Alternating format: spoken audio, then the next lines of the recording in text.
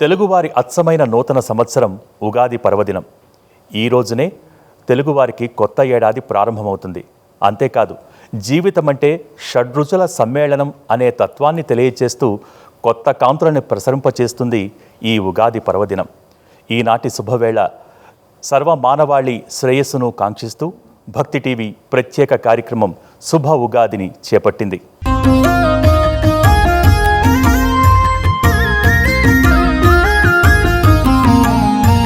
ఈ కార్యక్రమంలో మనతో పాల్గొనేందుకు విచ్చేశారు ప్రవచన చక్రవర్తి బ్రహ్మశ్రీ డాక్టర్ చాగంటి కోటేశ్వరరావు గారు. ఈ ఉగాది పర్వదిన శుభవేళ వారిని అడిగి విశ్వావసునామ సంవత్సరానికి సంబంధించి, ఉగాదికి సంబంధించి అనేక విశేషాలను మనం తెలుసుకుందాం. నమస్కారం గురుగారు. ముందుగా మా ప్రేక్షకులందరి తరపున మీ పాదపద్మాలకు నమస్కారాలు తెలియచేసుకుంటూ, వారందరి తరపున, మా అందరి తరపున కూడా మీకు విశ్వావసునామ సంవత్సర ఉగాది శుభాకాంక్షలు. భక్తి టీవీ అసంఖ్యాక ప్రేక్షకులకు అందరికీ కూడా నా పక్షాన ఈ నూతన తెలుగు సంవత్సర శుభాకాంక్షలు.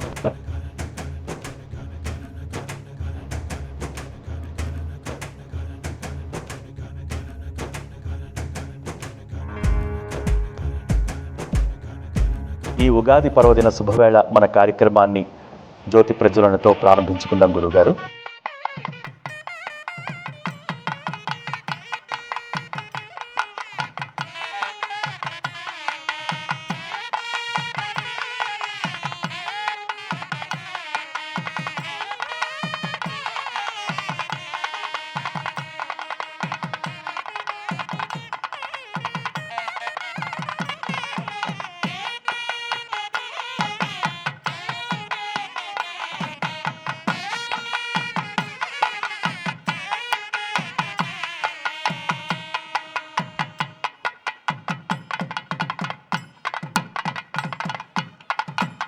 గురువుగారు, ముందుగా అసలు ఉగాది అంటే అసలైన అర్థం ఏంటి?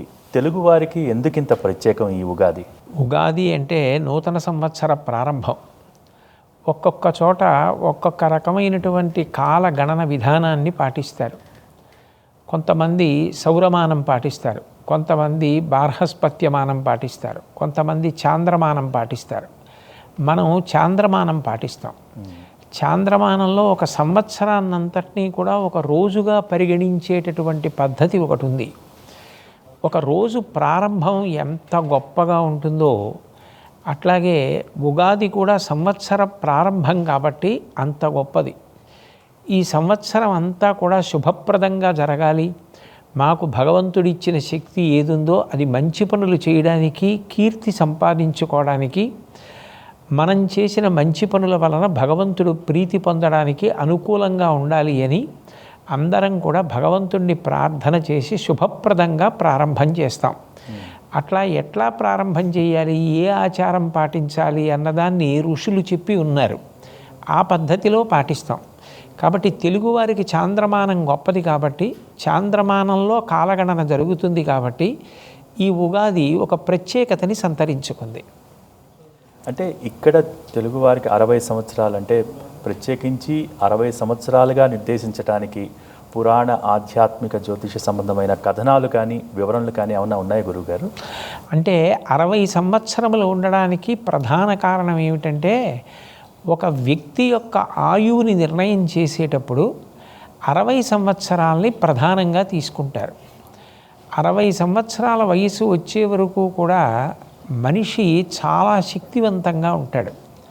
అందుకే మీరు గమనిస్తే ఏ సంవత్సరంలో వ్యక్తి పుట్టాడో ఆ సంవత్సరం మళ్ళీ తిరిగి వచ్చేస్తే ఆయన ఆ సంవత్సరం చూడగలిగాడు అంటే 60 సంవత్సరములు పూర్తయ్యాయి అంటే ఆయన ఆయుర్దాయం పూర్తయింది అని. అది ఇంకా కొనసాగాలి, ఆయన ఇంకా జీవించి ఉండాలి, ఆయన అవసరం మాకుంది అని అనుకున్నప్పుడు షష్ఠిపూర్తి ఉత్సవాన్ని చేస్తారు. ఆ షష్ఠిపూర్తి ఉత్సవం తాను చేసుకోడు, తన పిల్లలు, శిష్యులు, బంధువులు, ఆత్మీయులు, సమాజంలో ఈయన అవసరం ఉంది, ఈయన ఇంకా శరీరంతో ఉంటే మంచిది అని కోరుకున్న వాళ్ళందరూ కలిపి ఆయనకి షష్ఠిపూర్తి ఉత్సవాన్ని నిర్వహిస్తారు. అంటే ఆయన ఇంకా ఆయుర్దాయంతో ఉండాలి అన్నది కోరిక. కాబట్టి ఈ 60 సంవత్సరములుగా ఉండడము అనే దాని వెనక ఉన్న ప్రధాన తాత్పర్యం ఒక మనిషి ఆయుర్దాయంతో సంబంధాన్ని పొంది ఉంటుంది. ఆ పైన ఒక్కొక్క సంవత్సరానికి ఒక్కొక్క పేరు ఉంచినప్పుడు కాలంలో ఈశ్వర విభూతి ఎలా ప్రకటనమవ్వబోతోంది ఆ సంవత్సరంలో అన్నదాన్ని దృష్టిలో పెట్టుకొని ఋషులు దార్శనికులై ఏ విభూతి వ్యక్తమవుతోందని వాళ్ళు నిర్ణయించేశారో దానికి అనుగుణమైనటువంటి పేరు ఉంచుతారు. అంతే తప్ప అది కాకతాళీయంగా వచ్చినటువంటి పేరు కాదు. ఒక్కొక్క పేరు ఉన్నది అంటే ఆ సంవత్సరంలో ఆ కాలంలో కాలమే ఈశ్వర స్వరూపం కాబట్టి ప్రజల మనసులు ఎట్లా ప్రభావితం కాబోతున్నాయి, ఎటువంటి గుణం ప్రధానంగా ప్రకాశిస్తుంది అన్నది నిర్ణయింపబడుతూ ఉంటుంది. అందుకనే 60 సంవత్సరాలు 60 పేర్లతో రావడం, 60 తిరిగి వస్తే షష్ఠి పూర్తి రావడం అన్నది అంతర్లీనంగా వచ్చింది ఆయుర్దాయంలో. అంటే గురుగారు, ఇక్కడ ప్రేక్షకుల నుంచి వచ్చే ఒక సందేహం ఏంటంటే, అంటే 100 సంవత్సరాలు సంపూర్ణ ఆయుర్దాయం అని ఎందుకంటారు? అంటే ఇప్పుడు దీని ప్రకారం 60 సంవత్సరాలకి సంపూర్ణ ఆయుర్దాయం కింద మనం భావించాల్సిన అవసరం ఉంటుందా అనేది వారి సందేహం. 100 సంవత్సరముల ఆయుర్దాయం పరిపూర్ణమైన ఆయుర్దాయం, అందులో అనుమానం లేదు. అందుకే ఆశీర్వచనం కూడా శతమానం భవతి శతాయుః అని. కానీ 60 సంవత్సరాల వయసు వచ్చేంత వరకు ఉన్న పటుత్వం ఆ తర్వాత ఉండే అవకాశం ఉండదు. క్రమక్రమంగా క్షీణించిపోతూ ఉంటుంది. శరీరము దహింపబడడానికి దగ్గరైపోతూ ఉంటుంది. ఇతపూర్వం ఉన్న జ్ఞాపక శక్తి, ఇతపూర్వం ఉన్నటువంటి కార్యనిర్వహణ సామర్థ్యం కొంత కొరవడే అవకాశం ఉంటుంది. పెరగడం ఉండదు, తరగడమే ఉంటుంది. ఆ తరిగిపోయేది అతివేగంగా తరిగిపోయి మనిషి ఉన్నా కూడా దేనికి పనికి రాకుండా ఉండిపోకుండా ఆయన నేను సమాజానికి ఏదో చేయగలుగుతున్నాను అని తృప్తి పొంది జీవించేటట్టుగా ఆయన యందు విభూతులు నిలబడాలి అంటే అది ఈశ్వర కటాక్షం చేత నిలబడాలి. అందుకని 60 అన్నది దేనికి సంకేతం అంటే శక్తితో మనిషి నిలబడి చక్కగా కార్యాన్ని నిర్వహించడానికి, 100 సంవత్సరములు శరీరంతో ఉండడానికి. ఈ 40 సంవత్సరములు కూడా శక్తి అట్లా ఉండి అతని సామాజిక ప్రయోజనాన్ని కూడా నెరవేర్చుకుని తృప్తి పొందేటట్టుగా ఉంచమని షష్ఠిపూర్తి ద్వారా ప్రార్థన. అందుకే దాని తర్వాత మళ్ళీ కొంతకాలం అయిన తర్వాత వేరు రకమైనటువంటి ఉత్సవం, తర్వాత సహస్రచంద్ర దర్శనోత్సవం, ఇలా వరుసగా వస్తాయి. అలా రావడానికి కారణాలన్నీ అవే. ఉగ్రరథ శాంతి అని, భీమరథ శాంతి అని, సహస్రచంద్ర దర్శనోత్సవం అని, చిట్ట చివర శతమానం భవతి 100 సంవత్సరముల ఆయుర్దాయాన్ని ఆయన చూశాడు అని. గురువుగారు, మనం 60 సంవత్సరాలకి 60 పేర్లు, చాలా చక్కటి పేర్లని మనం నిర్దేశించుకున్నాం. ఈసారి ఉగాది అంటే నూతన సంవత్సరానికి విశ్వావసు అనే ఒక నామాన్ని మనం చూస్తున్నాం. ఈ విశ్వావసు అంటే అర్థం ఏంటి? విశ్వావసు అన్న పేరుకి అనేక అర్థాలు ఉన్నాయి. ఒక గంధర్వుడికి కూడా పేరుంది. అయితే సాధారణంగా కాల సంబంధమైన విభూతి పరిశీలనంగా చెప్పవలసి వచ్చినప్పుడు లోకమంతా సుభిక్షంగా ఉండడానికి ముందు భౌతికమైనటువంటి సంపత్తి కావాలి. మనిషికి ఆకలి ఇస్తుంది, ఆకలి వెయ్యాలి కూడా. ఆకలి వేయకపోతే అది అనారోగ్యం. ఆకలి వేసినప్పుడు తినడానికి అన్నం దొరకాలి, దాహం వేయాలి, దాహం వేసినప్పుడు త్రాగటానికి నీరు కావాలి. తాను ఒకరి దగ్గర చెయ్యి చాపవలసిన అవసరం లేకుండా బ్రతికున్నంత కాలం సంతోషంగా సుఖంగా తాను సంపాదించుకొని బ్రతకగలగాలి. ఆ అనారోగ్యం లేకుండా ఆరోగ్యంతో తాను చేయవలసిన కార్యాలన్నింటినీ నిర్వర్తిస్తూ మనిషి సంతోషంగా ఉండాలి. ఆ పైన ఓ సొంత ఇల్లు ఉండాలి, వాహనం ఉండాలి, భోగభాగ్యాలు ఉండాలి, ఇవన్నీ ఉండాలి. వీటన్నిటికన్నా అత్యంత ప్రధానమైనది ఏది అంటే ధర్మాచరణం. అంతే కదా. ధర్మాచరణం లేనప్పుడు ఇవన్నీ ఉన్నా ఉపయోగం ఉండదు. కాబట్టి ఇవన్నీ ఉండాలి. విశ్వావసు అన్న మాటకు అర్థం ఏమిటంటే విశ్వమంతా కూడా ఎవరూ ఇబ్బంది పడవలసిన అవసరం లేకుండా ఏ సంపద ఉంటే అందరూ సంతోషంగా ఉంటారో అటువంటి సంపద వారికి ఉంటుంది. ఎవరికి ఏది ఉండాలి అన్న దాని విషయంలో తారతమ్యం ఉంటుంది. ఇప్పుడు ఒక విద్యార్థి ఉన్నాడు అనుకోండి, ఆయన నాకు కారు కావాలి, నాకు ఏదో చాలా గొప్ప భవనం కావాలి, ఇవన్నీ ఆయన అసలు కోరుకోవాల్సిన అవసరం లేదు. ఒక విద్యార్థికి కావలసింది ఏమిటి? నాకు బాగా బోధించగలిగిన అధ్యాపకుడు దొరకాలి, ఆయన చెప్పినది అర్థం చేసుకునేటటువంటి శక్తి నా యందు ఉండాలి, ఆయన చెప్పింది నా మనసులో స్థిరంగా నిలబడిపోవాలి, నేను విద్యయందు బాగా వృద్ధిలోకి రావాలి, అటువంటి కోరిక ఉండాలి. ఆ కోరిక తీరడానికి కావలసిన వ్యవస్థ సమాజంలో ప్రకాశించాలి. ఈ రెండు ఏర్పడడం విద్యార్థి విషయంలో అవసరం. గృహస్థాశ్రమానికి వస్తే దంపతుల మధ్య మంచి అవగాహన ఉండాలి, ఇద్దరూ కలిసి ధార్మికంగా ప్రవర్తించాలి, అన్యోన్యంగా ఉండాలి, కావలసింది సంపాదించుకోవాలి, పిల్లా పాపలతో సుఖంగా ఉండాలి. ఎవరికి ఏది కావాలో అది వారికి సంపద. అంతేగాని అందరికీ సంపద అంటే ఒక్కటే అవదు. ఏది ఎవరికి కావాలో అది వారికి పుష్కలంగా అందేటట్టుగా ఈశ్వరుని యొక్క అనుగ్రహ శక్తి ప్రకాశించేటటువంటి కాలముతో కూడుకున్నది కాబట్టి విశ్వావసు. వసు అంటే ధనము అని. అందుకే భూమికి వసుంధర, ఐశ్వర్యమునంతటినీ భూమి ధరించింది. అసలు బ్రతకడానికి కావలసిన పంట ఎక్కడి నుంచి వస్తుంది? భూమిలోంచి. ఓ ఇల్లు కట్టుకోవాలంటే ఇటుకలు, కలప, ఒక వాహనం తయారు చేయడానికి కావలసిన లోహం, ఆ వాహనంలో నింపుకోవడానికి కావలసిన ఇంధనం అన్నీ భూమిలోంచే వస్తున్నాయి. సకల సంపత్తికి కారణం భూమి కాబట్టి భూమికి వసుంధర అని పేరు. వసు అంటే ధనము అని. విశ్వమంతా కూడా ఎవరికి ఏది కావాలో అది ఇవ్వడంలో ఈశ్వరుడు చాలా ఉదారుడుగా వ్యవహరించేటటువంటి సమయం. అది అలా నిలబెట్టుకోవాలి మనం. ఒక ఆయన ఇవ్వడానికి సిద్ధంగా ఉన్నాడు, ఎంతో ప్రేమగా ఉన్నాడు.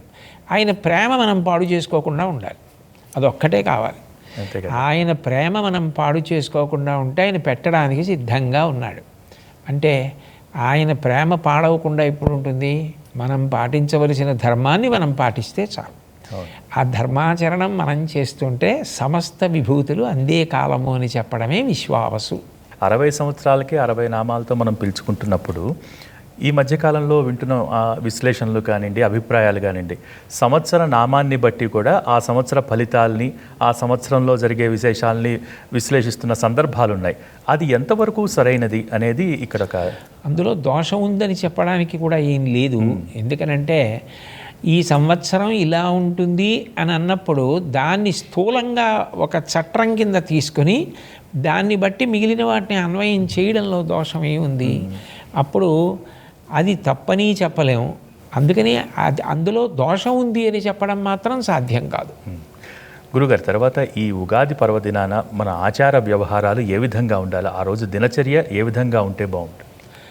అంటే మనం ఏం చెయ్యాలి అన్నది మన స్వేచ్ఛకి కాకుండా ఋషులు మనకి ఈ పండగని ఇట్లా చేసుకోండి అని చెప్పి కొన్ని గ్రంథాల ద్వారా తెలియచేశారు. ఈ తెలుగు సంవత్సరాదిని కూడా ఎట్లా చేసుకోవాలి అన్నదాన్ని నిర్ణయించారు. సూర్యోదయాత్ పూర్వం నిద్ర లేవాలి, తలస్నానం చేస్తారు. అభ్యంగన స్నానం చేస్తే శౌచం కలుగుతుంది. ఒంటికి నూనె రాసుకొని తలస్నానం చేస్తే అలక్ష్మీ పరిహారం అవుతుంది, లక్ష్మికి స్వాగతం పలికినట్లు అవుతుంది. తదనంతరం నూతన వస్త్రధారణం చేస్తారు. మనకి పటలపన్నమని ఈ అంచు కలిగినటువంటి బట్టల ఈశ్వర స్థానములలో ఒకటి, అది ఆయుక్కారకము అని. అందున తెలుగువారి పంచకట్టు అని ప్రత్యేకత. గోచి పోసి పంచకట్టుకోవడం అంటే అంత గొప్ప విషయం. అటువంటి పంచకట్టు కట్టుకొని ఉత్తరీయం వేసుకోవడం. ఆ తర్వాత ఇంట్లో పెద్దలు ఉంటారు, తల్లి, తండ్రి, తాత, నాయనమ్మ, అమ్మమ్మ, ఇటువంటి వాళ్ళు. వాళ్ళకి నమస్కారం చేసి వాళ్ళ ఆశీర్వచనం అందుకోవడం. ఎందుకంటే వాళ్ళే ప్రత్యక్షమైనటువంటి భగవత్ స్వరూపాలు. అమ్మ ఉంది, అమ్మ పరదేవతతో సమానము కాదు, పరదేవత అమ్మగా ఉన్నది అని అర్థం. మాతృదేవో భవ అంటే అమ్మ పరదేవతతో సమానమనో లేకపోతే అటువంటిది అనో కాదు, పరదేవత అమ్మగా ఉన్నది. అప్పుడు అమ్మ ఆశీర్వచనం తీసుకోవడమే పరదేవత యొక్క ఆశీర్వచనం తీసుకోవడం. నమ శంకరాయ చ మయస్కరాయ చ నమ శివాయ చ శివతరాయ చ అంటుంది. శంకరుడు ఇంట్లో తండ్రిగా ఉన్నాడు, ఆయన ఆశీర్వచనం తీసుకోవడం సాక్షాత్తు శివుడి ఆశీర్వచనం తీసుకోవడం. శివుడు స్నానం చేశాడా, శివుడు పలహారం చేశాడా మనకు అనవసరం. నాన్నగారు స్నానం చేశారా, నాన్నగారు పలహారం చేశారా కాదు, నాన్నగారికి నమస్కారం మనం చేశామా లేదా అన్న ధర్మం మన వైపు నుంచి ఉంటుంది. మనం నమస్కారం చేసి ఆశీర్వచనం తీసుకోవాలి. తదనంతరం ఇళ్ల మీద కొత్త పతాకాలు ఎగరేస్తారు. అవును. పతాకం అనేటటువంటిది ధర్మానికి గుర్తు. ధర్మాచరణము సనాతన ధర్మంలో ప్రాణప్రదమైన సిద్ధాంతం. అందుకని పతాకం మార్చి ఇంటి మీద కొత్త పతాకాన్ని ఎగరేస్తారు. విశేషించి ప్రపాదానము అని పరోపకారం కన్నా గొప్పది లోకంలో లేదు. ఇక్కడ మనం ఎంత సంపాదించామన్న దానికన్నా ఇతరులకు మనం ఎంత ఉపకారం చేశామన్నది ప్రధానం. ప్రాణములు నీటిని ఆశ్రయించి ఉంటాయి అని శాస్త్రం. సంజీవనం సమస్తస్య జగత సలిలాత్మిక భవ ఇత్యుచ్యతే మూర్తిర్భవస్య పరమాత్మనః అంటారు వ్యాసుల వారు లింగ పురాణంలో. ప్రాణములు నీటిని ఆశ్రయించి ఉంటాయి. ఈ వేసవి కాలంలో వేడికి తొందరగా నీరంతా ఆవిరై వెళ్ళిపోతుంది చెమటగా. ఆ నీరు దొరకకపోతే శోషించిపోతారు. ఆ శోషించిపోకుండా ఉండడానికి చలివేంద్రములని పెట్టి మంచినీరు బాటసారులకు అందిస్తారు. అలాగే మూగజీవులు ఉంటాయి, అవైతే ఎవరిని అడగలేవు కూడా. వాటి కోసమని వసంత ఋతువు ప్రారంభమవుతోంది, చైత్రమాసం వచ్చింది అంటే ఇళ్ల ముందు తొట్లు పెట్టి రోజు నీళ్లు నింపి ఉంచుతారు. మూగ ప్రాణులు, పక్షులు మొదలైనవి అటువైపు వచ్చినప్పుడు దాహం వేస్తే అవి నీళ్లు తాగి సంతోషిస్తాయి. అట్లా బాటసారులకు నీళ్ళు ఇవ్వడం, ఇవన్నీ కూడా ఈ పాడ్యమి తిథి నాడు ప్రారంభం చెయ్యాలి అని. అట్లాగే సర్వసాధారణంగా అందరికీ తెలిసిన విషయమే, ప్రత్యేకించి ఉగాది పచ్చడి అని తయారు చేసి నివేదన చేసి దాన్ని ప్రసాదంగా తీసుకుంటారు. ఇవి ఉగాది నాడు చేసేటటువంటి ఆచారానికి సంబంధించిన విశేషాలు. వీటితో పాటు చాలా చాలా ప్రధానమైనది ఏది అంటే పంచాంగ శ్రవణం. పంచాంగ శ్రవణం చేస్తారు. ఇది ఉగాది నాడు పాటించవలసిన ఆచారం. అంటే ప్రత్యేకించి ఉగాది పర్వదినాన ఫలానా దైవాన్ని మనం ఆరాధించాలి అని ఏమైనా చెప్పారా గురువుగారు గతంలో? అంటే ఇందులో మీరు గమనించవలసిన విషయం ఏమిటంటే ప్రతి వారికి కులదేవత అని ఉంటారు. ఇప్పుడు శైవులు అన్నారనుకోండి, వాళ్ళకి శివుడు ప్రధాన దేవత. శంకరాచార్యుల వారి సిద్ధాంతంలో పంచాయతనము అని ఉంటుంది పూజలు. పంచాయతనము అంటే ఉదాహరణకి చెప్తున్నా, నేను శైవుడిని అనుకోండి, శివుడు మధ్యలో ఉంటాడు, చుట్టూ సూర్యుడు, అంబిక, గణపతి, విష్ణువు ఉంటారు. ఆ శివుడే ఈ నలుగురిగా ఉన్నాడు అని ముందు వీళ్ళకి నమస్కారం చేసి పువ్వు పెట్టి శివుడికి ప్రధానంగా పూజ చేస్తారు. అంటే అభేదం, భేదభావాలు చూపించారు. ఈయనే దేవుడు ఈయన కాదనరు. శివుడు చేరబడడానికి వీళ్ళ ద్వారా వెళ్ళాలని వాళ్ళకి నమస్కారం చేసి పంచాయతనంలో శివుడిని ఆరాధిస్తారు. వైష్ణవుడు విష్ణువుని ప్రధానంగా పెట్టుకుని చుట్టూ ఈ మిగిలిన నలుగురు ఉంటారు. అట్లాగే సూర్యుడిని ఆరాధన చేస్తే సౌరం అంటారు. సూర్యుడిని మధ్యలో పెట్టి చుట్టూ శివుడు, పార్వతి, విష్ణువు, గణపతి ఉంటారు. గణాపత్యం అయితే గణపతి ఉంటారు. మీకు కులదేవతగా ఆరాధనలో ఎవరు ఉన్నారో వారినే ఆరాధన చేస్తారు. ఆ రోజు కూడా వారినే ఆరాధన చేస్తారు. వారితో పాటుగా ఇష్టదైవము అని ఒక మాట ఉంటుంది. ఒక్కొక్కరి యందు మనసు ప్రీతి పొందుతుంది, వారిని కూడా ఆరాధన చేస్తారు. నా కులదైవమే ఈ ఇష్టదైవంగా ఉన్నారు అని ఆరాధన చేస్తారు. తప్పించి ఇట్లా వీరినే పూజించాలి అన్న నియమమేం లేదు. పంచాయతనంలో మీరు ఎవరిని ప్రధానులుగా పూజ చేస్తున్నారో వారిని ఆ రోజు కూడా అట్లాగే పూజ చేసుకుని నైవేద్యాదులు పూర్తి చేయొచ్చు. తర్వాత గురువుగారు, ఇందాక మనం ఉగాది పచ్చడి గురించి మాట్లాడుకుంటూ ఈ షడ్రుచుల సమ్మేళనం అంటే జీవితానికి అన్వయిస్తూ చాలా చోట్ల వర్ణనలు కూడా ఉన్నాయి. అంటే జీవితం అనేది షడ్రుచుల సమ్మేళనం అనేది తెలియజేస్తుంది అనేది. ప్రత్యేకించి ఉగాది నాడు ఈ షడ్రుచులని ఎందుకు సేవించాలి? దీని ఆంతర్యం ఏంటి గురువుగారు? అంటే మన పూర్వీకులు ఏది ఆచారంగా తీసుకొచ్చినా ప్రధానంగా ముందు దృష్టిలో పెట్టుకున్నది ఏది అంటే ఆరోగ్యాన్ని దృష్టిలో పెట్టుకున్నారు. మీరు ఏదైనా ఒక పని చెయ్యాలన్నా, అసలు ధర్మాచరణం చెయ్యాలన్నా ఈ శరీరము మీకు సహకరించాలి. శరీరం సహకరించకపోతే రెండు ప్రమాదాలు. ఒకటి, తన పని తాను చేయలేడు. రెండు, ఆయన ఆరోగ్యంగా లేకపోతే ఇంట్లో వాళ్ళకి ఆందోళనగా ఉంటుంది. నిష్కారణంగా ధనం ఎక్కువ వ్యయమైపోతుంది. ఆరోగ్యం చాలా చాలా ప్రధానం. ఏ కాలమునందు ఏ రకమైన రోగములు పొటమరించే అవకాశం ఉంటుందో అటువంటి రోగములను నివారించడానికి వీలైన వాటిని ప్రకృతిలో అప్పుడు వచ్చే వాటిని పసిగట్టి వాడేటట్టుగా చేసి రోగనిరోధక శక్తిని పెంచడం సనాతన ధర్మంలో అంతర్లీనమైనటువంటి ప్రక్రియ. మీరు చూడండి, కార్తీక మాసం వస్తే కోటి దీపోత్సవాలు అవి చేయిస్తుంటారు. ఆ దీపం మీద గ్రీస్ దేశంలో ఇక్కడ పెట్టే దీపాల మీద పరిశోధనలు చేశారు. ఎందుకని అంటే దీపాలు వెలిగిస్తే క్రిమికీటకాదులు ఆకర్షింపబడి చనిపోతాయి. ఎన్ని కీటకాలు మరణిస్తే అన్ని వ్యాధులు తగ్గిపోతాయి. అప్పుడు పంటలు కోతలు కోస్తారు, ఆ క్రిములన్నీ వచ్చేస్తాయి. అందుకని దీపాలు పెట్టి వాటిని నివారిస్తారు. వర్ష ఋతువు వచ్చినప్పుడు నీరంతా కలుషితం అయిపోతుంది. వినాయకుడికి పత్రితో పూజ చేయించి ఆ నీళ్లలో కలిపిస్తారు, అప్పుడు నీరు శుద్ధవుతుంది. అలాగే ఈ చైత్రమాసం వచ్చినప్పుడు దేవీ భాగవతంలో ఒక మాట చెప్తారు, ద్వావృతు యమదంష్ట్రాఖ్యే నూనం సర్వజనీషు వైహి అని. యమధర్మరాజు గారి యొక్క ఒక కోర ఆశ్వీజ మాసంలో ప్రథమ తిథి నాడు బయటికి వస్తుంది. రెండవ కోర ఈ చైత్రమాసంలో పాడ్యమి నాడు బయటికి వస్తుంది. అంటే జనక్షయం అయ్యే అవకాశం ఉంటుంది. అంటువ్యాధులు చాలా ఎక్కువగా ఉంటాయి. అటువంటి వ్యాధుల బారిన పడకుండా ఉండాలి అంటే, రోగనిరోధక శక్తి పెరగాలి అంటే ప్రకృతి స్వరూపంలో పరదేవతయే దాన్ని ఆ సమయంలో అనుగ్రహిస్తుంది. చూడండి, కార్తీక మాసంలో పెద్ద ఉసిరికాయ ఎక్కువ వస్తుంది. ఉసిరికాయ తప్పకుండా తింటారు. అట్లాగే ఈ చైత్రమాసం వచ్చేటప్పటికి వేప చెట్టు పువ్వు పూస్తుంది. వేప పువ్వు చాలా గొప్ప ఉపకారం చేస్తుంది. ఎందుకనంటే ఈ సమయంలో పిల్లలకి అంటువ్యాధులు చాలా ఎక్కువగా వస్తాయి. ఈ చైత్రమాసంలో కంటి కలకలని, చర్మ సంబంధమైన వ్యాధులు ఇవన్నీ చాలా ఎక్కువ. వాటికి నివారణ కొరకు వేప పువ్వు తినిపిస్తారు. అట్లాగే బెల్లం ముక్క, దానికి నిలవ దోషం లేదు.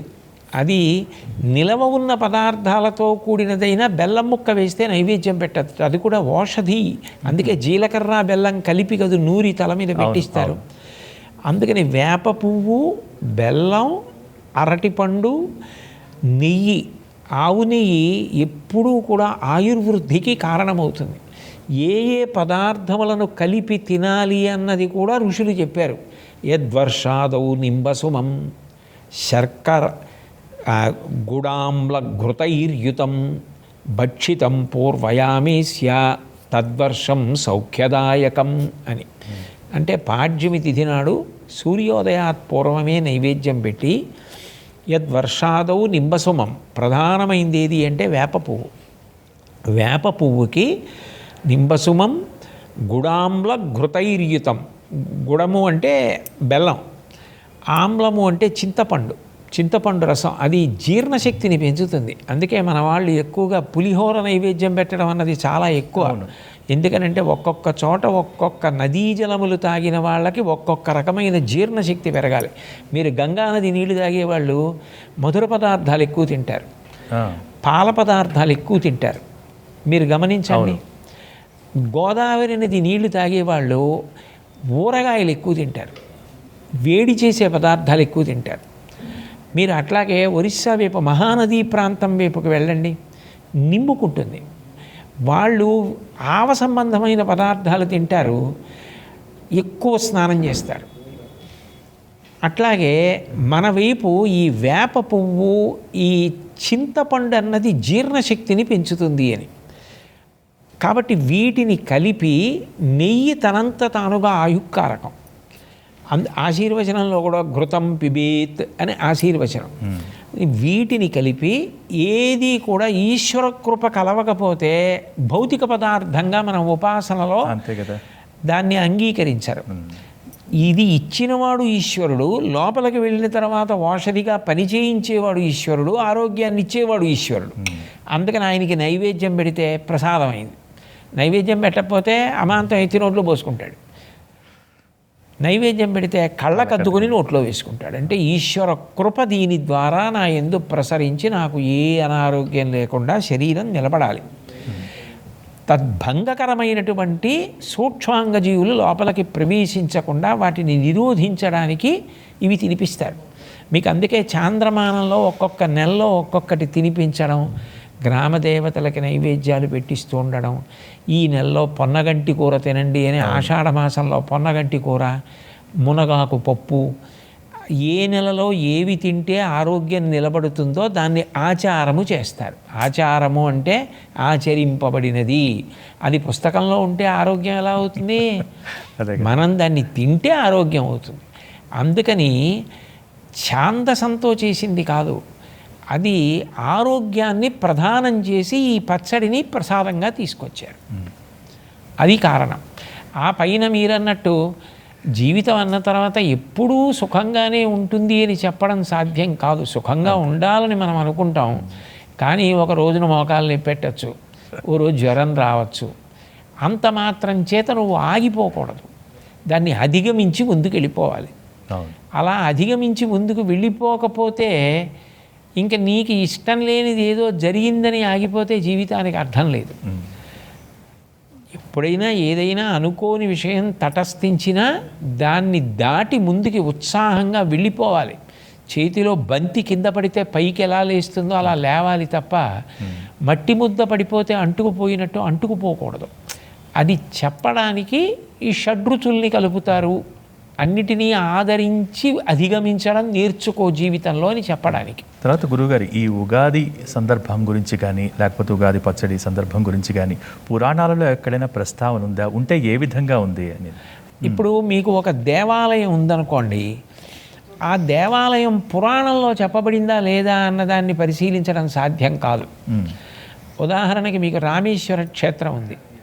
రామేశ్వర క్షేత్రం గురించి రామాయణంలో ఉందా అన్నది చూడరు, స్థల పురాణం చూస్తారు. అప్పుడు అవును, అది స్కాంద పురాణంలో చెప్పబడి ఉంది.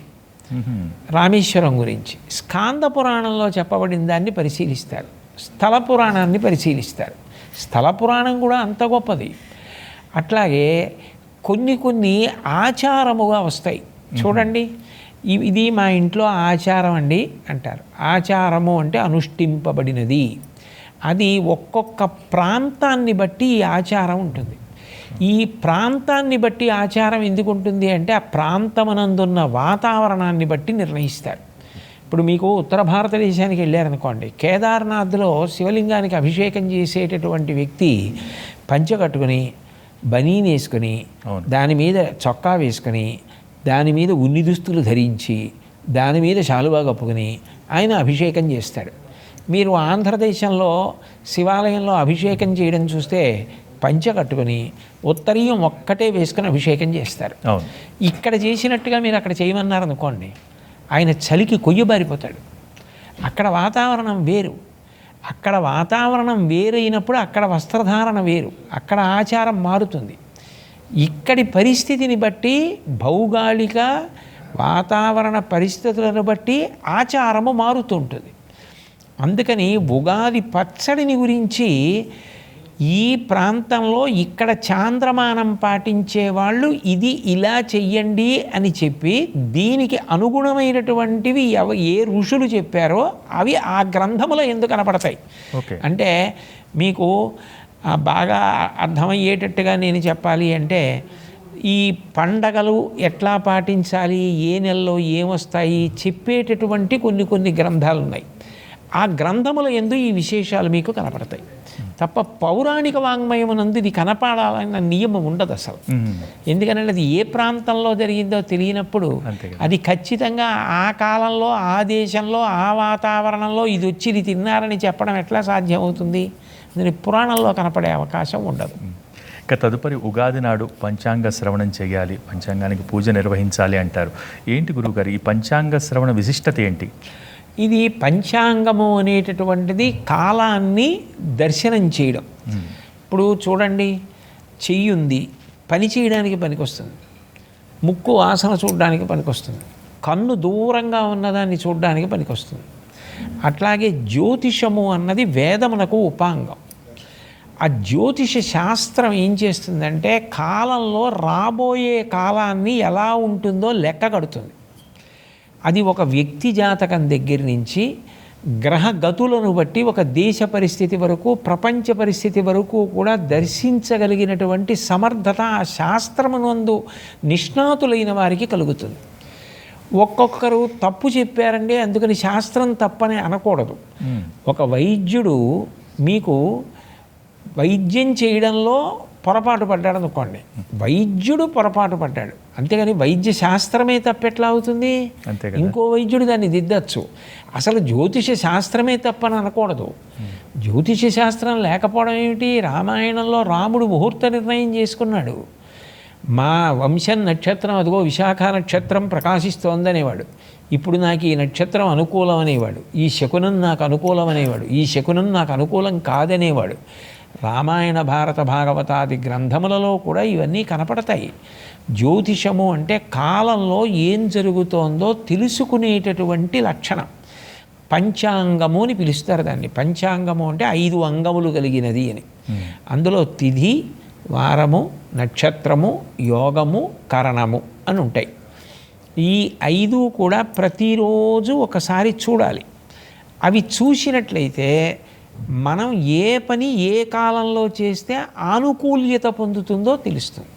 మీరు చూడండి, వైద్యుడు మీకు దగ్గుగా ఉంటే ఏదో ఔషధం ఇచ్చి 3 పూట్ల 2 చెంచాలు వేసుకోండి అంటాడు. అవును. ఎన్నాళ్లలో తగ్గచ్చండి అని మీరు అడిగారు అనుకోండి, పర్వాలేదు ఒక 4-5 రోజుల్లో తగ్గిపోతుంది అన్నాడు అనుకోండి. మీరు 4-5 రోజులు ప్రతి పూట 2 చెంచాలు వేసుకోవాలి తప్ప, అయితే పోనీ అటు ఇటుగా చూసినా 5 రోజుల్లో తగ్గిపోతుంది కాబట్టి రోజుకి 6 చెంచాలు కాబట్టి 5 6 30 చెంచాలు ఇప్పుడు తాగేస్తే తగ్గిపోతుందా అని చెప్పి తాగేస్తే ఏమవుతుంది? మత్తు వచ్చి పడిపోతాడు. అంతే కదా. అలా ఉండదు. కాలంలో ఎంతంత ఎప్పుడెప్పుడు వాడాలో అంతంత అప్పుడప్పుడు వాడుతున్నామా లేదా ఔషధాన్ని. అట్లాగే ఉపాసనలో కూడా ఏ కాలమునందు ఎంత ఏది చెయ్యాలో చెప్తూ ఉంటారు. అది తిథి ద్వారా, వారము ద్వారా, నక్షత్రము ద్వారా, కరణము ద్వారా, యోగము ద్వారా చెప్పబడుతూ ఉంటుంది. అది మీరు పరిశీలించారనుకోండి, ఈ తిథి నాడు ఈ పనులు చెయ్యొచ్చు కాబట్టి ఇది సానుకూల్యమవుతుంది. ఈ నక్షత్రం నాది, ఈ నక్షత్రానికి ఈ నక్షత్రం ప్రత్యక్తార, లేకపోతే మిత్రతార, క్షేమతార, సంపత్తార, దాన్ని బట్టి నేను ఈ పని ఈ నక్షత్రంలో చెయ్యొచ్చు, ఈ పని ఈ నక్షత్రంలో వద్దు చెయ్యొద్దు. ప్రత్యేకమైనవైతే ఆనుకూల్యత చూసుకుంటారు. కాలమే ఈశ్వర స్వరూపం కాబట్టి. కాదనుకుంటారా? సాధారణమైన పనులు ఉంటాయి. ఉద్యోగానికి వెళ్ళాలి, ఇవాళ నాకు నక్షత్రం సరిపోదండి అండవు, అవి చేసేస్తారు.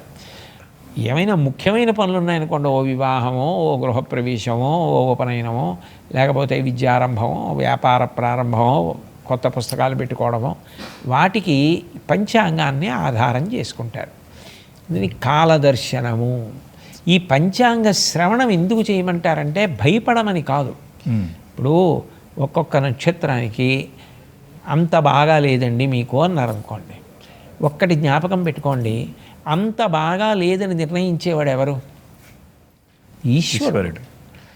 ఆయన మన కంటికి కనపడడు. ఆయన ఏం చేస్తాడు? ఆ సంవత్సరం మీకు అంత యోగ్యంగా ఆయన ఉంచలేదు, ఉండాలని మీరు కోరుకుంటున్నారు అనుకోండి, ఎవరు అలా చేయగలరు? దాన్ని అయోగ్యంగా ఉంచకుండా యోగ్యంగా ఉండేటట్టు చూడగలిగిన వాడెవరు? ఈశ్వరుడు. అప్పుడు మీరేం చేయాలి? నాకు అనుకూలంగా లేనిది అనుకూలంగా కావాలి అంటే నేను ఇంకా గట్టిగా ప్రయత్నం చేయాలి కాదు, బాగా ప్రయత్నం చేయాలి. అట్లా ఉపాసన పెంచుకొని ఈశ్వర కృపకు పాత్రులు కండి అని చెప్పడానికే తప్ప భయపడిపోవడానికో నేలపడిపోవడానికో కాదు. అట్లాగే అనుకూలము అన్నారనుకోండి, గాలిలో మేడలు కట్టేయమనో విర్రవీగి పొమ్మనో అది కూడా కాదు. రెండిటి యందు కూడా సమబుద్ధితో కాలము అనుకూలముగా ఉంటే దాన్ని సద్వినియోగం చేసుకోవడం, అనుకూలముగా లేకపోతే తొట్టుపడిపోకుండా నిభాయించుకునే ప్రయత్నం, ఈశ్వరుణ్ణి గట్టిగా ఉపాసన చేసి తెలుసుకోవడం. ఈ రెండిటి కోసం పంచాంగ శ్రవణం చేస్తారు. ముందు జాగ్రత్త చర్యగా తెలుసుకోవడం. చూడండి, విమానం హైదరాబాద్లో బయలుదేరి రాజమండ్రిలో దిగాలనుకోండి, హైదరాబాద్లో వాతావరణం బాగుందని విమానం బయలుదేరదు. రాజమండ్రిలో చాలా విపరీతమైన గాలిటండి, చాలా పెద్ద వర్షం పడుతోంది అంటే రాజమండ్రిలో వాతావరణం బాగులేదని హైదరాబాద్ విమానం బయలుదేరదు. అవును. అట్లా కాలంలో ఏది మీకు అనుకూలంగా ఉందని తెలుసుకుంటే దాన్ని బట్టి మీరు జాగ్రత్త పడి చెయ్యకూడనిది చెయ్యకుండా నిభాయించుకుంటారు. చాలా చక్కటి ఉదాహరణతో తేలిక అర్థమయ్యేది చెప్పారు. అంతే, దాని కొరకు తప్ప భయపడి పొమ్మని కాదు, జాగ్రత్త పడమని. గురుగారు, తర్వాత మన భారతీయ పండుగలు అవ్వచ్చు, పర్వదినాలు కావచ్చు, ఏ పండుగ జరుపుకున్నా కూడా ఇందాక మీరు ప్రస్తావించినట్టుగా ఒక సందేశం అనేది ఉంటుంది. ఆ పండుగ వెనకాల ఒక ఆంతర్యం, ఒక సందేశం అనేది ఉంది. ఉదాహరణకు వినాయక చవితి తీసుకుంటే ఒక సామాజిక సందేశాన్ని అందిస్తుంది. సంక్రాంతి అయితే ప్రకృతి ఆరాధనకి సంబంధించి ఉంది. అలా ఉగాది ఈ ప్రపంచ మానవాళికి ఇచ్చే సందేశం ఏంటి? ప్రధానంగానండి ఇందులో మీరు గమనిస్తే ఒక తిథితో మొదలైంది. అవును, తిథి లేకుండా ప్రారంభం అవ్వదు. ఆ సంవత్సరంలో మొట్టమొదటి నెలలో మొట్టమొదటి తిథి ఎప్పుడు వచ్చిందో అది సంవత్సరమునకు ఆది. అంటే చైత్రమాస శుక్లపక్ష పాడ్యమి నాడు సంవత్సరాది. పూర్తయిపోయిన రోజు భోగి. దానికి నిజానికి తిథి లేదు. కృష్ణాష్టమి అన్నాను అనుకోండి, శ్రావణ మాసంలో బహుళపక్షంలో అష్టమి తిథి. ఏదో మహాశివరాత్రి అన్నాను అనుకోండి, మాఘమాసంలో కృష్ణపక్షంలో చతుర్దశి. భోగి పండగ తిథి ఉండదు. ఈ తిథి నాడు భోగి పండగ రాదు. భోగి పండగ ఎప్పుడు వస్తుంది అంటే దక్షిణాయనానికి చిట్ట చివరి రోజు ఏది ఉంటుందో అది భోగి పండగ. అది దాటిపోయింది అనుకోండి, ఉత్తరాయణ పుణ్యకాలం ప్రారంభమైతే మకర సంక్రాంతి వచ్చేస్తుంది, ఉత్తరాయణం మొదలైపోతుంది. దక్షిణాయనానికి చిట్ట చివరి రోజు ఏదో అది భోగి తప్ప తిథితో భోగి లేదు. కానీ సంవత్సరాది తిథితో మొదలైంది. తిథితో మొదలైన రోజున మీరు ఏం తింటున్నారు? ప్రధానంగా వేప పువ్వు తింటున్నారు. వేప పువ్వు ఏమిటి? చేదు. అంటే ఎందుకు తింటున్నారు? చేదుగా ఉన్నది ఎందుకు తింటున్నారంటే ఆరోగ్యం నిలబెట్టుకుని కష్టపడి నేను పని చేయాలి, కష్టపడి పని చేయి 10 మందికి పెట్టడం అంటే చలివేంద్రం పెట్టి కనీసం నీళ్ళైనా 10 మందికి ఇవ్వడం. ఓపిక ఉంటే మజ్జిగ ఇవ్వండి, పానకం ఇవ్వండి. ఆ తర్వాత భోగి పండగకి తిథి లేదు. ఆ రోజున పొంగల్ అంటారు. అప్పుడు ఏం చేస్తారు? భోగి పండగ నాడు భోగి పేరే భోగం. ఏమిటి భోగం అంటే దేని కొరకు తినడం అంటే కష్టపడడం కోసం. మనిషి కష్టపడాలి. కష్టపడకుండా ఏ కారణం చెప్పి కష్టపడ్డం మానేద్దామని వెతుక్కోకూడదు. ఎన్ని కారణాలైనా దాటి కష్టపడ్డం వైపుగా ఆలోచన చెయ్యాలి. ఎవరు కష్టపడడానికి ఇష్టపడుతున్నాడో వాడు చేదు తింటున్నాడు. కష్టం అంత తేలిగ్గా ఉండదు. సుఖపడ్డం తేలిక, కష్టపడడం అంటే కష్టం. కష్టపడడానికి ఇష్టపడమే సంవత్సర ప్రారంభం. సంవత్సరం మొదటి రోజున వేప పువ్వు తింటున్నానంటే శరీరాన్ని నిలబెట్టుకుని కష్టపడతాను. అలా కష్టపడ్డ వాళ్ళు ఉంటే పంట ఇంటికి వస్తుంది. భోగి భోగం అనుభవించి పొంగల్ తినడానికి చక్కెర పొంగల్ అంటారు. తీయటి పదార్థం తినేటటువంటి అర్హత ఎవడికి ఉంది అంటే చేదు తిని మొదలెట్టిన వాడెవరో వాడికి ఉంది. కష్టపడడం నేర్చుకో. జీవితంలో ఈశ్వరుడిచ్చిన ఆయుర్దాయాన్ని దుర్వినియోగం చెయ్యవద్దు. ఎందరో ఉందామంటే ఉండకుండా వెళ్ళిపోయారు. ఉండడం మన చేతిలో లేదు. మొదటి ఊపిరి ఈశ్వరానుగ్రహంతో తీశాం. ఈశ్వరుడు అనుగ్రహం పూర్తయిపోయినప్పుడు ఊపిరి ఆగిపోయింది. ఊపిరి ఉన్నన్నాళ్ళు అన్నప్పుడు కూడా ఈశ్వరానుగ్రహంతోనే ఊపిరి తీస్తున్నాం. లేకపోతే ఎవరు ఊపిరి ఆపేసుకుంటారు? అంతే కదా. ఆయన ఇచ్చిన ఆయుర్దాయాన్ని కష్టపడడానికి, నువ్వు సుఖపడి 10 మందిని సుఖపెట్టడానికి వెచ్చించు. అలా ఉన్ననాడు నీకు మధుర పదార్థం తినే అధికారం, 10 మందికి పెట్టే అధికారం సిద్ధిస్తుంది. కష్టపడడం నేర్చుకో, 10 మందిని ఆదుకోవడం నేర్చుకో. ఇది చెప్పడానికి ఆ చలివేంద్రం పెట్టడం. ఎలా సంపాదించేసావు, ఎంత సంపాదించేసావు కాదు, ఏ మార్గంలో సంపాదించావు అన్నదానికి నీ ఇంటి మీద జెండా గుర్తు. ధర్మ మార్గంలో ఉన్నావా లేదా, ఇవన్నీ చెప్పడమే ఉగాది పండగ యొక్క సందేశం. ఇది గుర్తు పెట్టుకుని ప్రయాణం మొదలుపెట్టు సంవత్సరంలో. అమ్మ చూడండి, పిల్లవాడు ఏదో దూరంగా వెళ్ళి మళ్ళీ రావాలంటే చద్దన్న మూట కట్టిస్తుంది. వాడు ప్రయాణం చేసి ఆకలేసినప్పుడు చెట్టు కింద ఆ అన్నం తిని వెళ్ళొస్తాడు. అలా ఒక సంవత్సరం అంతా ఎలా బ్రతకాలో నేర్పడానికి ఈ ఆచారము ద్వారా నేర్పింది. గురువుగారు, తర్వాత ఈ ఉగాది సమయంలో వసంత నవరాత్రులని మనం నిర్వహించుకుంటూ ఉంటాం. ఈ వసంత నవరాత్రుల విశిష్టత ఏంటి అంటే రామాయణం ఈ పారాయణ జరుగుతూ ఉంటుంది, లేకపోతే మరోపక్క దేవి ఆరాధన జరుగుతూ ఉంటుంది. ఏంటి గురువుగారు ఈ విశిష్టత ఏంటి అసలు? వసంత నవరాత్రులు, దేవీ నవరాత్రులు అని 2 నవరాత్రులు చేస్తామండి. ఈ 2 నవరాత్రులు కాకుండా గణపతి నవరాత్రులని చేస్తాం. ఏవి చేసినా నవరాత్రులే. విచిత్రం ఏంటంటే అసలు రాత్రి చేసేది ఏమీ ఉండదు, కానీ వాటికి రాత్రులు అని పేరు. ఎందుకు వచ్చింది అంటే రాత్రి అంటే చీకటి, చీకటి అంటే అయోమయం, ఏమీ తెలియని స్థితి. 9 రాత్రులు చేస్తే తర్వాత ఎక్కడికి ఎడతారు? 10లోకి ఎడతారు. 10 ఏమైంది? 1 పక్కన 0 అయిపోయింది. అంటే 9 అంకెలలో పెద్దది. ఉపాసన చేత ఏం తెలియాలి అంటే ఆ ఒక్కటి అర్థమై పూర్ణుడవు కావాలి. అందుకని 10 నవరాత్రులు. దేవీ నవరాత్రులైనా వసంత నవరాత్రులైనా నేను ఇందాక మీతో చెప్పానే, జననష్టం విపరీతంగా జరిగే అవకాశం ఉంటుంది. ఈ 2 ఋతువులకు ఉన్నటువంటి ప్రమాదకరమైన లక్షణం అది. అటువంటి అంటురోగములు రాకుండా ఉండాలి అంటే దానికి మనం ఉపాసనా విధానంలో అమ్మవారిని ఆరాధన చేస్తాం. అందుకని చెప్పి ఈ వసంత నవరాత్రుల్లో కూడా అమ్మవారిని చాలా విశేషంగా ఆరాధన చేస్తారు. సౌందర్యలహరి పారాయణ చేయడం, దేవీ భాగవతం చదువుకోవడం, ప్రతిరోజు అమ్మవారికి పూజ చేయడం, చండీ హోమం లాంటి హోమాలు నిర్వర్తించడం, భగవతికి అభిషేకం చేయడం, ఇటువంటివి చేస్తారు. మీరు ఇందాక రామాయణం గురించి ప్రస్తావన చేశారు. ఈ చైత్రమాసంలో శుక్లపక్షంలో నవమి నాడు రామచంద్రమూర్తి యొక్క పుట్టినరోజు కాబట్టి శ్రీరామ నవమి, ఆయన పుట్టినరోజు వస్తోంది కాబట్టి శ్రీరామాయణాన్ని కూడా పారాయణ చేస్తారు. రామాయణం పారాయణం చేస్తే వచ్చేటటువంటి ప్రధానమైన లక్షణం ఏంటంటే మనిషి మనిషిగా బ్రతకగలగాలి. ఇప్పుడు ఒక్క తలకాయ ఉన్నవాడు రాముడు, 10 తలకాయలు ఉన్నవాడు రావణాసురుడు. 10 తలలు ఉన్న రావణాసురుడు ఒక తల ఉన్నటువంటి రాముడి ముందు నిలబడలేకపోయాడు. రథం ఎక్కి రావణాసురుడు వస్తే ఇంద్రుడు తన రథాన్ని రాముడికి పంపించాడు. ఎందుకు పంపాడు అంటే ధర్మానుష్ఠానం. ధర్మం ఎక్కడుందో అక్కడ ఎంత ప్రబలమైనటువంటి శక్తి నిలబడలేదు. నువ్వు ధర్మాన్ని పట్టుకుంటే నిన్ను ఏది చెనకదు, నిన్ను కాపాడుతుందని చెప్పడానికి ఈ వసంత నవరాత్రులలో రామాయణ పారాయణం చేయడం అనేటటువంటిది కూడా సంప్రదాయంగా వస్తోంది. చాలామంది పెద్దలు రామాయణ పారాయణం చేస్తారు, రామచంద్రమూర్తిని ఆరాధన చేస్తారు. ఎట్లా చేసినా కాలాన్ని అనుకూలంగా మలుచుకోవడం, ఋతువులో అంతర్లీనంగా ఉన్నటువంటి ప్రమాదకరమైన విషయాల్ని పరిహరించుకోవడం, ఆరోగ్యాన్ని నిలబెట్టుకోవడం, ధర్మానుష్ఠానం చేయడానికి శరీరాన్ని తగిన రీతిలో నిలబెట్టుకోవడం, ఇవి ప్రధానమైనటువంటి విషయములుగా మనకి కనపడుతూ ఉంటాయి. అందుకని దేవీ నవరాత్రులు, వసంత నవరాత్రులు అని 2 నవరాత్రులు కూడా అమ్మవారి ఆరాధన భావంతో ఏర్పడ్డాయి. ఇక ఈ ఉగాది పర్వదినాన మా భక్తి టీవీ ప్రేక్షకులకు మీరు ఇచ్చే సందేశం చివరిగా గురువుగారు?